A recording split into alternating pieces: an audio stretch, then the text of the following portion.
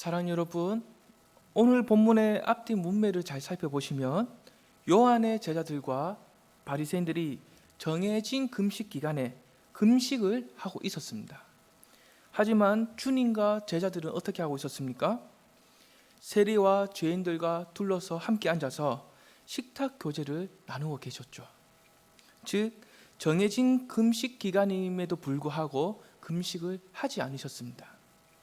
그래서 요한의 제자들과 바리새인들이 주님께 찾아와서 우리는 금식을 하고 있는데 왜 당신은 제자들과 함께 금식을 하지 않느냐라고 질문을 하는 거죠. 여기서 우리가 잠시 살펴볼 것은 금식이란 무엇인가 합니다. 첫째로 자신이 하나님 앞에서 얼마나 큰 죄인인지 그것을 깨닫고 그래서 가장 애통하며 슬픈 마음으로 하나님께 나와 표현하는 그 상징 중에 하나가 금식이죠.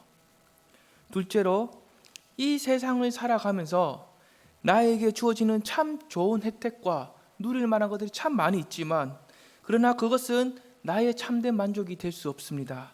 오직 하나님 한 분만이 나의 만족이 되십니다. 이러한 신앙의 고백을 담은 것이 금식입니다. 잠시 정리를 하자면 우리가 이 세상에서 사는 동안에 끊임없는 우리의 나약함과 믿음 없음을 발견하고 그래서 그 모습 그대로 하나님께 나아가 그분의 긍휼을 간구하기 위해서 사용하는 것, 바로 이것이 금식입니다. 사랑하는 여러분, 이스라엘 역사 초기에 살았던 하나님의 백성들은 대속죄일에만 금식을 해왔습니다. 1년에 한 번 대속죄일이 있었으니까 1년에 한 번 금식을 해왔던 거죠. 하지만 시간이 흐르면서 금식이 추가되는 경우가 생기게 됩니다.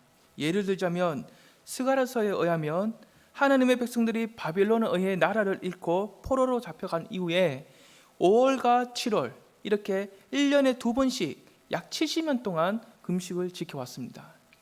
그리고 포로에서 해방한 그 이후에도 4월과 10월 이렇게 또다시 금식을 추가하게 되죠. 여기서 우리가 기억해야 할 것은 앞에서 제가 언급했던 것처럼 자신의 죄를 깨달아서 가장 슬픈 마음을 표현하거나 또는 하나님 한 분으로 만족한다는 그러한 신앙 고백으로 금식을 하는 것은 아니었다는 거죠.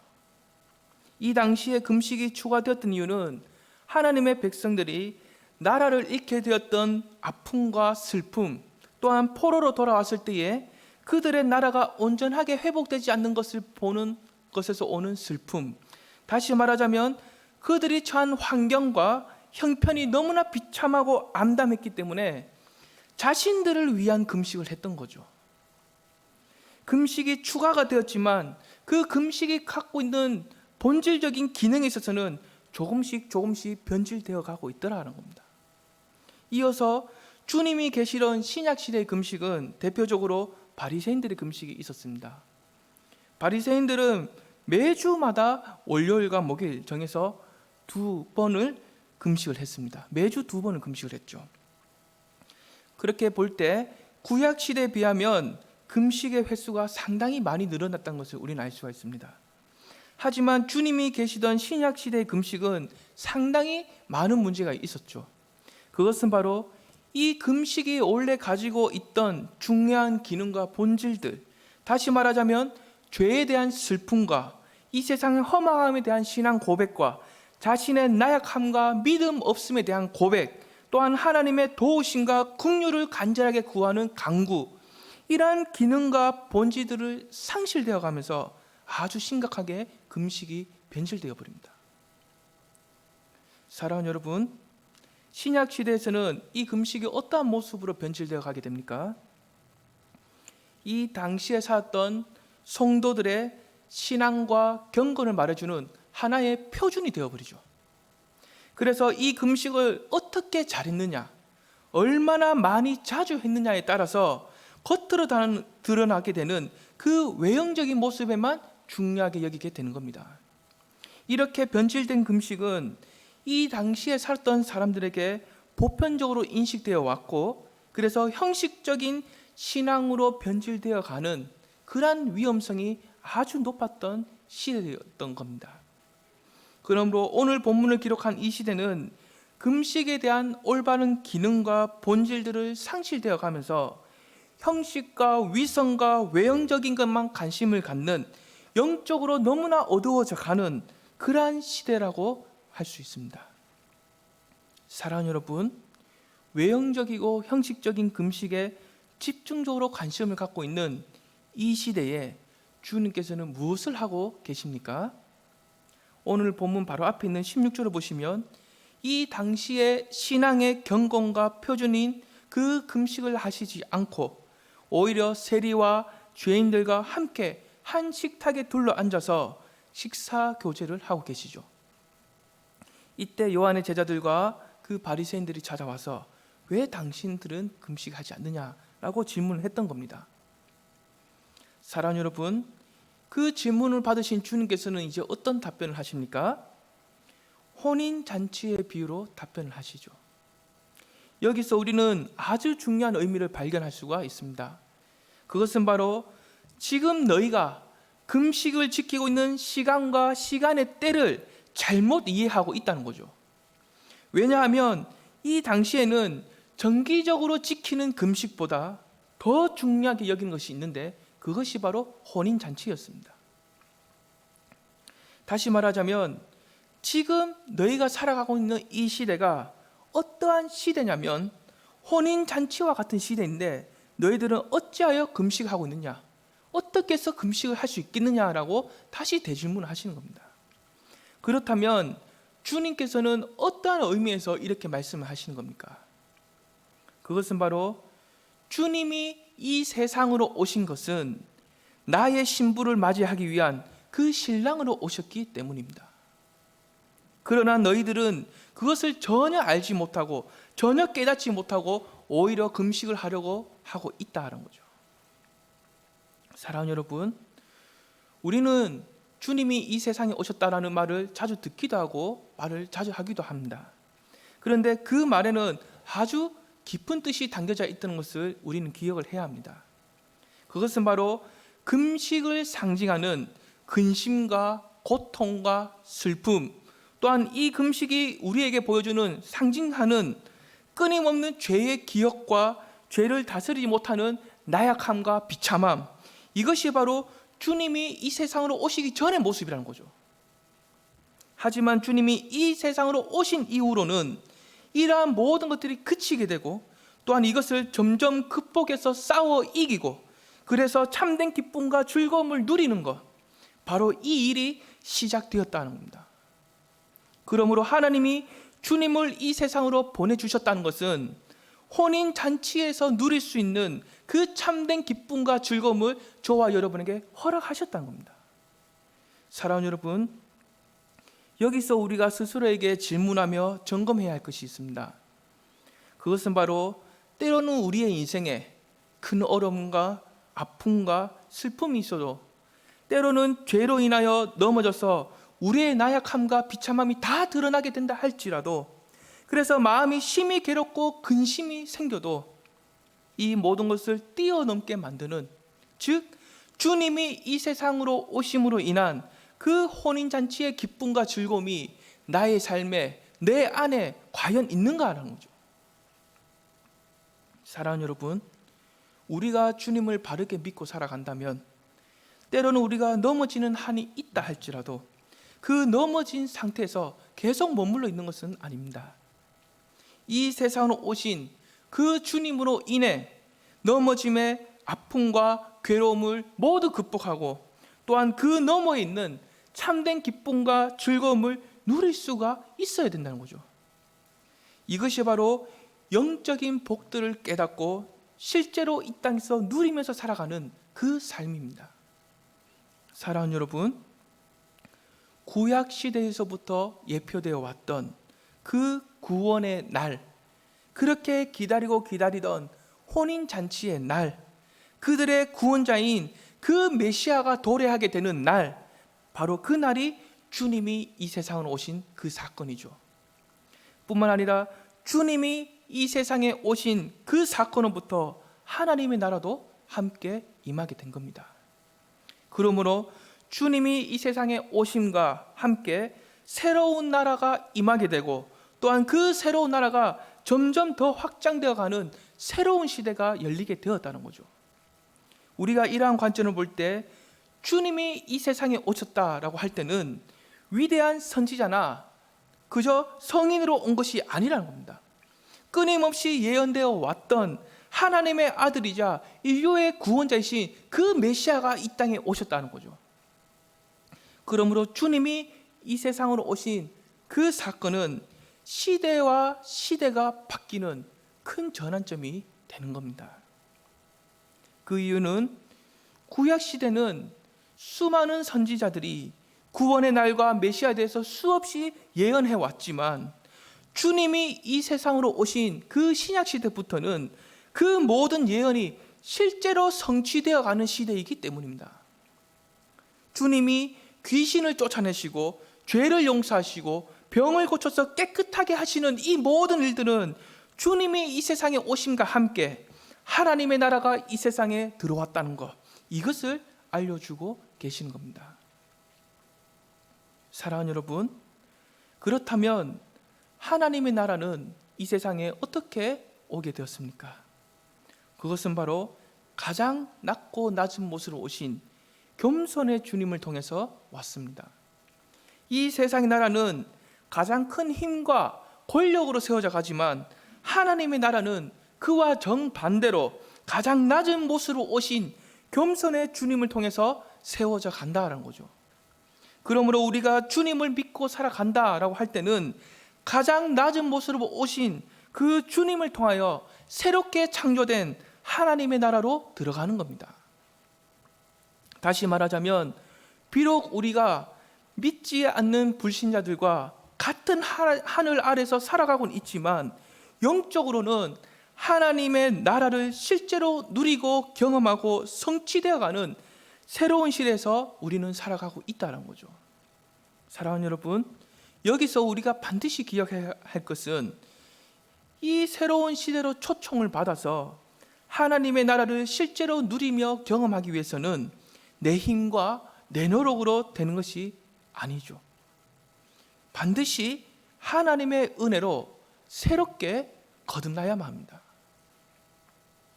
다시 말하자면 이 세상에 오신 주님의 복음, 그 복음이라는 새 술은 거듭남이라는 새 부대에 담겨져야 한다는 거죠. 우리의 깊은 중심에서부터 새로운 변화되고 새롭게 변화가 되고 거듭난 그 부대에 복음이라는 새 술을 담아내지 못한다면 하나님의 나라는 전혀 알 수가 없고 전혀 깨달을 수도 없고 전혀 누리거나 경험할 수도 없다는 겁니다. 사랑하는 여러분, 우리가 이미 잘 알고 있는 주님의 복음이 마치 새술처럼 우리에게 들어왔지만 정작 우리 자신은 잘못된 과거와 옛사람의 모습에서 벗어나지 못하고 또한 여전히 깊은 중심에서부터 새롭게 변화되는 그 변화가 없다면 새술을 헌 부대에 담고 있는 것과 같다는 거죠. 그러므로 하나님께서 우리에게 원하시고 바라는 것은 우리의 중심이 참되고도 진실된 그 새로운 변화가 일어나는 겁니다. 다시 말하자면 옛사람의 옷을 입은 과거의 모습과 삶의 원리로 살아온 것이 철저하게 깨어지고 부서지고 동시에 거듭남이라는 새 사람의 옷을 입는 겁니다. 그래서 새로운 모습과 새로운 삶의 원리로 살아가는 것, 바로 이것을 하나님께서는 원하고 계신다는 거죠. 사랑하는 여러분, 우리의 주변을 둘러보면 주님이 이 세상에 오셨다라는 하나님의 크신 사랑과 은혜의 혼인잔치가 열려 있음에도 불구하고 하나님의 나라의 그 문이 열려 있음에도 불구하고 늘 금식을 상징하는 근심과 아픔과 슬픔에 빠져서 헤어나지 못하는 그러한 사람들이 상당히 많죠. 여기서 우리가 기억해야 할 것은 금식을 상징하는 근심과 아픔과 고통이 결코 우리의 삶 속에서 무시할 수는 없지만 더 중요한 것은 그것을 뛰어넘게 만드는 그 혼인잔치의 기쁨과 즐거움이 과연 있는가라는 겁니다. 사랑하는 여러분, 우리가 주님을 믿는다고 하지만 여전히 과거에 존재하던 원리와 삶, 또한 세상적인 잣대와 기준, 이것을 전혀 내려놓지 못한다면, 그래서 자신의 비움과 깨어짐이 없다면, 변화도 일어나지 않는다면, 이것이 바로 새 천 조각을 헌옷에 기우는 것이요, 또한 새 수를 헌 부대에 담는 것과 같다는 겁니다. 우리가 주님을 믿는다고 고백할 때는 어느 누구든지 간에 헌 부대에서 새 부대로 변화되는 그 거듭남이 반드시 있어야 합니다. 또한 그 거듭남을 통해서 주님이 이 세상에 오셨다는 그 의미와 감격을 함께 깨닫고, 더 나아가서 주님이 이 세상으로 오심으로 인한 그 혼인잔치의 기쁨과 즐거움도 함께 누릴 수가 있어야 된다는 거죠. 사랑하는 여러분, 이 당시에는 혼인잔치를 위하여 특별히 준비된 음료수가 있죠. 그것이 뭡니까? 포도주입니다. 그런데 이 포도주는 아무나 먹을 수 있는 것이 아닙니다. 그 혼인잔치에 초대를 받은 사람만이 마실 수가 있었습니다. 이것을 오늘날 우리에게 적용하자면, 세리와 죄인처럼 너무나 무익한 우리지만 지극히 나약하고 평범한 우리의 삶에 불과하지만, 주님은 이 세상에 오심과 함께 마치 그 특별한 포도주처럼 너무나 맛있고 특별한 아주 탁월한 것으로 우리를 바꾸어 가시기를, 함께 먹고 나누기를 요청하고 계신다는 겁니다. 그래서 이제는 나의 나약함과 죄 앞에서 날마다 탄식하고 힘을 잃고 가슴 아파하고, 또한 죄책감에 빠져서 슬퍼만 하고 근심만 하는 것에서 끝나는 것이 아니라, 거듭난 자에게서 내주하시는 그 성령을 통하여 특별하고 탁월한 능력을 받아서 나의 나약함과 죄와 싸우고 이기고 용서되고, 그래서 넉넉히 승리하는 그 삶의 맛을 보도록 허락하셨다는 거죠. 사랑하는 여러분, 오늘날 이 시대는 남들보다 더 많이 가져야만, 더 높은 곳에 올라가야만 행복하고 평탄할 것이라는 그러한 믿음을 갖고 있습니다. 뿐만 아니라 어떠한 어려움도 문제도 없어야지만 행복한 삶이다라고 여기는 그러한 시대에서 우리는 살아가고 있습니다. 하지만 성경은 우리에게 어떻게 알려주고 있습니까? 우리는 세상이 이해할 수 없는 너무나 새롭고 위대한 그 시대에 속하여 살아가고 있다는 거죠. 다시 말하자면, 오늘날 이 시대가, 이 세상이 어떠하든지 관계가 없이 이 세상 속에서 전혀 다른 새로운 잣대와 기준을 가지고 살아가는 것, 또한 성령과 새로운 생명이 우리에게 주는 그 감동과 기쁨, 그리고 새로운 사랑과 새로운 능력을 가진 새로운 시대의 사람으로 부름을 받고 있다는 겁니다. 우리는 모태로부터 아주 오랫동안 죄 가운데서 살아왔지만, 우리의 모습은 거기서 끝나는 것이 아니라는 거죠. 우리는 금식으로 슬퍼하며 죄를 깨달았을 때 더 이상 어떻게 할 도리가 없는 그러한 나약한 사람이 아니라는 겁니다. 우리는 한 걸음, 거기서부터 한 걸음 더 나아가서 그 죄에 대한 싸움과 용서와 승리가 있는, 마치 포도주를 마시며 혼인잔치에 참여하는 것과 같은 참된 기쁨과 즐거움을 누리는 것, 이것이 바로 주님을 믿고 살아가는 저와 여러분의 진짜 모습이고, 또한 주님이 이 세상으로 오신 그 이후에 우리가 몸담고 살아가는 이 시대의 특징이다라는 겁니다. 그러므로 가장 안타깝고 마음이 아픈 것은, 사람들이 주님을 믿는다고 말은 하지만 이 세상에 오신 주님과 하나님 나라에 대한 참된 의미를 전혀 모르고 살아가는 겁니다. 이 세상에 오신 주님과 하나님 나라에 대한 참된 의미를 모르고 그저 형식과 습관적인 신앙에 빠져서 하늘의 풍성함을 전혀 누리지를 못하는 거죠. 사랑하는 여러분, 우리는 지금 이 시간에도 그 혼인잔치의 감격과 기쁨과 즐거움으로 예배를 드려야 하는 겁니다. 왜냐하면 비록 무시할 수 없는, 우리의 삶에서 무시할 수 없는 아픔과 근심과 슬픔과 어려움이 분명히 우리의 삶 속에 있지만, 그 모든 것을 이겨내고 덮어낼 수 있는, 즉 이 세상으로 오신 주님에 대한 감격과 기쁨이 있기 때문이죠. 그래서 우리는 100번 넘어져도 100번 일어날 수가 있고 1000번이 넘어져도 1000번을 일어날 수가 있는 겁니다. 또한 이러한 모습을 통해서 하나님과 세상 사람들에게 온 세상을 감동시켜 나갈 때 바로 그 자체가 하나님께 영광이 되는 겁니다. 사랑하는 여러분, 주님이 이 세상으로 오셨습니다.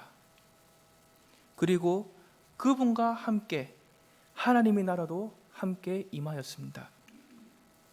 이것에 대한 감격과 기쁨과 즐거움, 실제로 누리면서 살아가는 새 부대의 삶을 살아가고 계십니까?